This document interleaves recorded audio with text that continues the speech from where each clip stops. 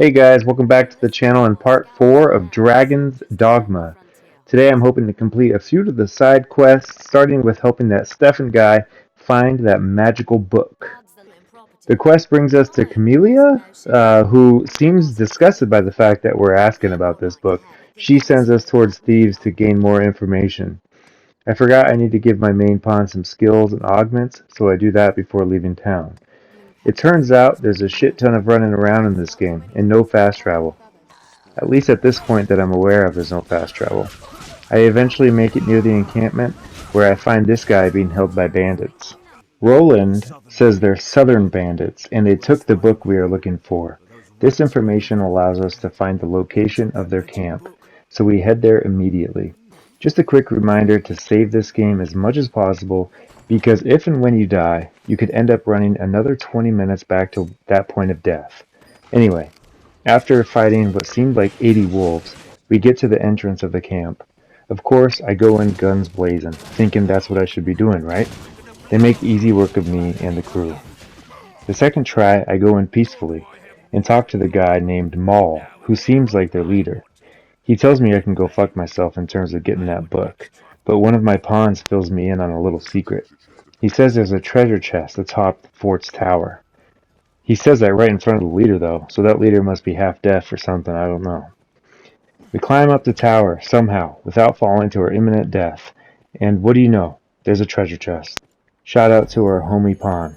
After grabbing the book, I'm unsure if they know what's going on, so I find a little side route instead of going back through the camp. This is probably a bad idea. Since I'm an idiot, I start another fight I can't win. This one goes on for what seemed like 10 minutes before we met our inevitable death. We will come back for these guys another time. I begin running all the way back to Grand Soren, which is honestly like 15 minutes of running, so I fight mobs I see on the way. Here's a quick bandit group.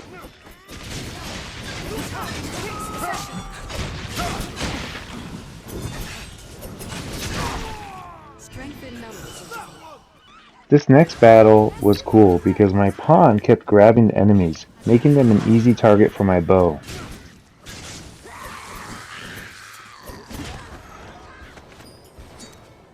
Got hold of one!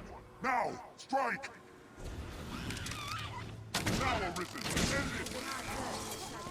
Did it! When I get to Grand Soren, rather than go straight to Stefan, I make my way to the Black Cat.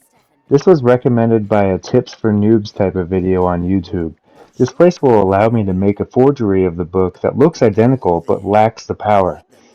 That way, I can keep the powerful artifact, and Stefan can go fuck himself. He's so weird. The guy says it'll take a full day to complete the forgery, so I accept another side quest right here. Fornival seems like a rich dude trying to do poor people some harm to make more money. He wants help evicting some tenants from his property and thinks the news from an Arisen will go over more smoothly. I was also told that I can upgrade my gear as well, which is conveniently by one of the tenants. I upgrade my daggers and bow. I make my way over to the first tenant, which happens to be Sarah. She tells me she's unable to decide and needs more time to consider. With that, I head to her family members to break the news. Jasper is more accepting, but asks that I tell his wife and son.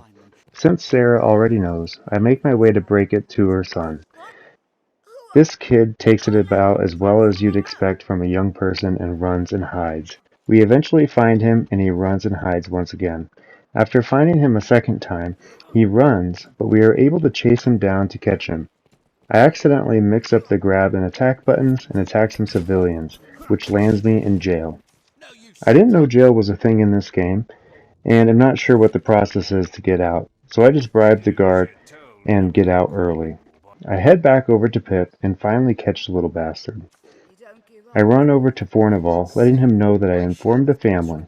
He says they haven't, and asks if I want to buy the land instead. The price seems crazy steep, so I deny his offer. Finally, I find Jasper, letting him know, and even help him out with some cash so he can find a place to live for him and his family. By this time, the book must be done. I head over to the Black Cat to pick up the forgery and bring it to Stefan. Stefan is suspicious of the book lacking power, but takes it anyway. Wondering what the book does, I give the game a quick save and use the book.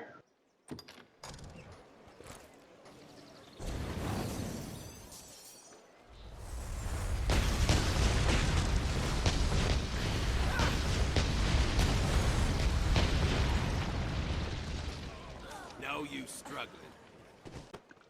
Well, that was awesome.